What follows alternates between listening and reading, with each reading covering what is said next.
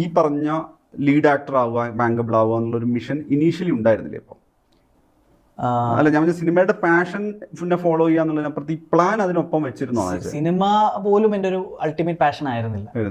I was just, എനിക്ക് labelling പോലും, stay in your box told me മുക്കിലെ രാജ്യത്തെ മന്ത്രി, these folks have grown too old, I with Gen Z എന്ന് പറയുന്ന പോലെ I just step out of your comfort zone, അവസരങ്ങൾ അത് പ്ലെന്റി, ഈ മൂഡായിരുന്നു എൻ്റെ. അപ്പം എന്നെ സംബന്ധിച്ച് എൻ്റെ ഹൈ എന്തായിരുന്നു വെച്ച് കഴിഞ്ഞാൽ പുതിയ പരിപാടികൾ ചെയ്യുക. ഞാനിപ്പം കോമഡിയിലാണ് സ്റ്റാർട്ട് ചെയ്യുന്നത്. ഈ കോമഡിയിൽ സ്റ്റാർട്ട് ചെയ്ത് കഴിഞ്ഞപ്പം എൻ്റെ സിനിമയിലേക്കുള്ള കടന്നുവരവ് ഒരു ട്രാൻസിഷൻ പീരീഡ് ആണ്. നമ്മുടെ പഴയ സ്കൂൾ ആളുകളൊക്കെ അവിടെ ഉണ്ട്, ഈ പ്രൊഡക്ഷൻ കൺട്രോളർമാരും മാനേജർമാരും ഒക്കെ മറ്റേ കാലുകയറ്റി വെച്ച പ്രശ്നമുള്ള ആളുകൾ വരെ അവിടെ ഉണ്ട്. പുതിയ മാറ്റങ്ങൾ ഉണ്ടായിക്കൊണ്ടിരിക്കുന്നു. 2013 എൻ്റെ ആദ്യത്തെ.